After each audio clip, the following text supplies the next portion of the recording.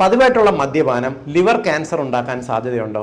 മദ്യപിക്കുന്നത് കരൾ വീക്കം, liver cirrhosis ഉണ്ടാക്കുമെന്ന് കേട്ടിട്ടുണ്ടാവും. പക്ഷേ ഇത് ക്യാൻസർ ഉണ്ടാക്കുമെന്ന് പലർക്കും അറിവുണ്ടാവില്ല.